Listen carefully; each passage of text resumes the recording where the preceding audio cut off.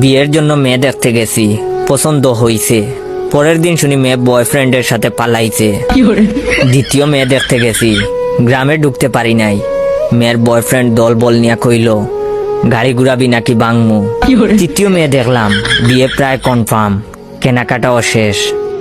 বিয়ের আগের দিন মেয়ে ফোন দিয়া কইল বয়ফ্রেন্ডের লগে রাগারাগি করে বিয়েতে হা বলছি, এখন ঝগড়া মিটছে, আমাকে বিয়ে করলে করতে পারেন, তবে আমি চান্স পেলেই বাগবো।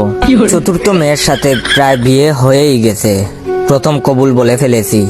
দ্বিতীয়টা বলার আগেই মেয়ের বয়ফ্রেন্ডের অতর্কিত হামলা, লাঠির বাড়ির চুটে গাল অমনেই হা হইয়া আছে, 3 হাত পা ভাঙছে, হাসপাতালে নেওয়ার কেউই ছিল না। পঞ্চম মেয়েকে দেখতে আমাকে হাসপাতালে রেখেই বাপ মা মেয়ে দেখতে গেছে। মেয়ের বয়ফ্রেন্ড হাসপাতালে আইসা আমার বাকি পাটাও ভাঙছে। আপনারা আরো অ্যারেঞ্জ ম্যারেজের আশায় বইসা থাকেন, প্রেম কইরেন না।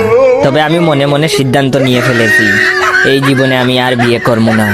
তবে আপনারা কমেন্ট করে বলবেন আমি কি ষষ্ঠ মেয়ে দেখতে যাব নাকি এভাবে সিঙ্গেল থাইকা মরবো।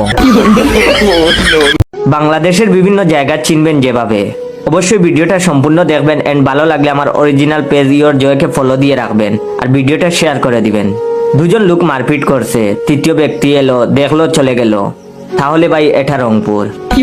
দুজন লোক মারপিট করছে, তৃতীয় ব্যক্তি এলো, মারপিট থামাতে গেল, প্রথম দুজন এক হয়ে তৃতীয় লোককে ধরে পিটিয়ে দিল, বুঝবেন ভাই আপনি কুমিল্লায় আছেন। দুজন লোক মারপিট করছে, তৃতীয় ব্যক্তি এলো, বলল আমার বাড়ির সামনে মারপিট করো না, অন্য কোথাও যাও, ভাই আপনি খুলনায় আছেন। দুজনে মারপিট করছিল, তৃতীয় ব্যক্তি এক কার্টুন বিয়ার নিয়ে এলো, তিনজনে একসাথে বসে পড়লো, খিস্তি কামারি করলো তিনজন মিলে, তারপর বন্ধুত্ব পাঠিয়ে বাড়িতে ফিরে গেল, তাহলে আপনি নিশ্চিত সিলেটে আছেন।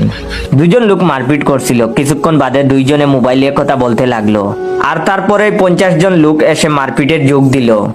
আমি ভুল না বললে আপনি এখন ব্রাহ্মণবাড়িয়ায় আছেন। দুজন লোক মারপিট করছিল, তৃতীয় ব্যক্তি এসে দুজন রেই থাপড়াইয়া কইল মারামারি করসখানে, নিশ্চিত থাকুন আপনি এখন মৌলভীবাজার আছেন।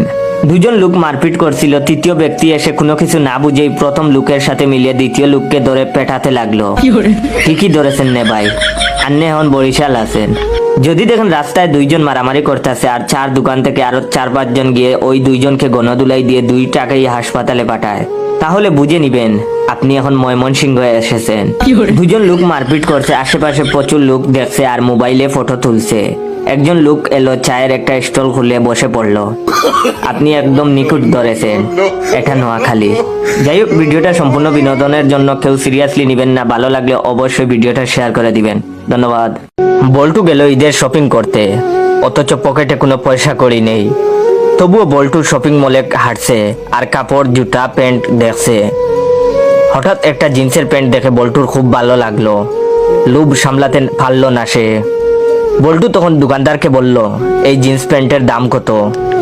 দোকানদার বলল 1000 টাকা। তখন বল্টু বলল 300 টাকা হবে ভাই। দোকানদার বলল কি যে বলেন, না এতে হবে না। তখন বল্টু বলল তাহলে 320 টাকা রাখবেন? দোকানদার বলল না, একদম 700 টাকা নিবেন। বল্টু বলল না, আমি 420 দিব। দোকানদার বলল শেষ দাম 500 টাকা হলে নিয়ে যান। বল্টু বলল না ভাই, শেষ দাম 450 হলে বলেন, না হলে আমি যাই। তখন দোকানদার বলল আচ্ছা নিয়ে যান। তখন বল্টু প্যান্টটা হাতে নিয়ে দিল এক দৌড়।